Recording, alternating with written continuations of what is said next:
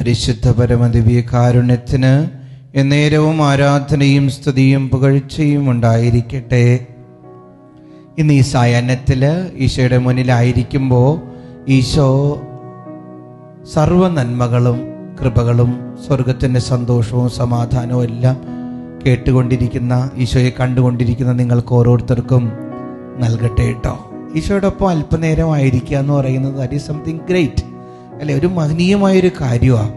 നമ്മുടെ സൃഷ്ടാവിൻ്റെ കൂടെയാണ് നമ്മളായിരിക്കണേ. നമ്മളുടെ ഓരോ ഇഞ്ചും ഇഴകളും അറിയാവുന്നൊരു ദൈവത്തിൻ്റെ മുന്നിലാണ് നമ്മളായിരിക്കണേ. നമുക്ക് സന്തോഷത്തോടു കൂടി ആയിരിക്കാം. ഇപ്പോൾ ഈ ആരാധനയുടെ മുന്നിൽ ഞാനും നീയൊക്കെ ആയിരിക്കുമ്പോൾ നിൻ്റെ മനസ്സിൽ എന്തെങ്കിലുമൊക്കെ ടെൻഷനൊക്കെ ഉണ്ടെങ്കിൽ ഈശോയിലേക്ക് കൊടുക്കുക. നിൻ്റെ ഭാരങ്ങളെല്ലാം ഏറ്റെടുക്കുന്ന ദൈവമാണ്.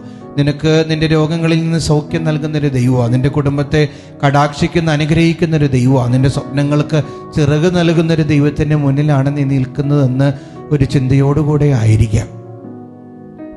എനിക്കിന്നൊരു ബോധ്യം നിങ്ങളിലേക്ക് നൽകാനായിട്ട് ആഗ്രഹമുണ്ട്. നമുക്കെല്ലാവർക്കും അറിയാവുന്ന ഒരു കാര്യമാണ്, ബട്ട് സ്റ്റിൽ ഞാനിത് പറയാൻ ആഗ്രഹിക്കുന്നുണ്ട്. അതെന്താണെന്നറിയോ? നമ്മുടെ ഈശോ ദൈവമാണ്.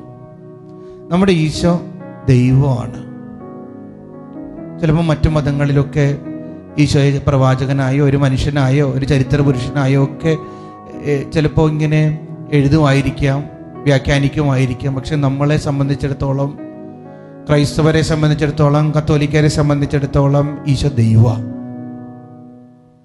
നമ്മുടെ ദൈവമാണ്. നമ്മുടെ മനുഷ്യനായി അവതരിച്ച ഒരു ദൈവമാണ്. അതുകൊണ്ടല്ലേ വചനം പറയല് ഫിലിപ്പി 2:6 ദൈവത്തിൻ്റെ രൂപത്തിലായിരുന്നെങ്കിലും അവൻ ദൈവവുമായുള്ള സമാനത നിലനിർത്തേണ്ട ഒരു കാര്യമായി പരിഗണിച്ചില്ല. ദൈവമായിരുന്നു, അവൻ ദൈവമായിരുന്നു. യോഹന്നാൻ 3:16 തന്നിൽ വിശ്വസിക്കുന്ന ഏവനും നശിച്ചു പോകാതെ നിത്യജീവൻ പ്രാപിക്കുന്നതിന് വേണ്ടി തൻ്റെ ഏകജാതനെ നൽകാൻ തക്കവിധം ദൈവം ലോകത്തെ അത്രമാത്രം സ്നേഹിച്ചു. പിതാവ് പുത്രൻ പരിശുദ്ധാത്മാവിലെ പുത്രനെ അയച്ചു.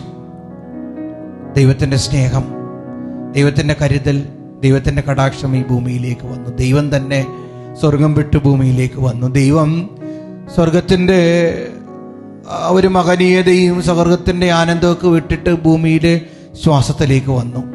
ഇന്ന് ഈ ദൈവത്തെക്കുറിച്ച്, കർത്താവായ ഈശോ മിശിഹായെക്കുറിച്ച് ധ്യാനിക്കാം. അവൻ ഈ ഭൂമിയിൽ പാദങ്ങൾ ഊന്നി നടന്നു, മനുഷ്യൻ്റെ വേദനകൾ ഒപ്പിയെടുത്തു, അവനെ ആശ്വസിപ്പിച്ചു, അവന് വേണ്ടി തന്നെ കുരിശിൽ മരിച്ചു. ഈ ദൈവം ഇന്ന് എന്നെയും നിന്നെയും ഒക്കെ പൊതിഞ്ഞു പിടിക്കട്ടെ.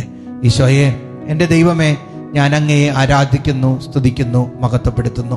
ഇന്ന് മെസ്സേജ് ബോക്സിൽ ടൈപ്പ് ചെയ്യുക, ഈശോയെ, അങ്ങ് എൻ്റെ ദൈവവും രക്ഷകനുമാണ്.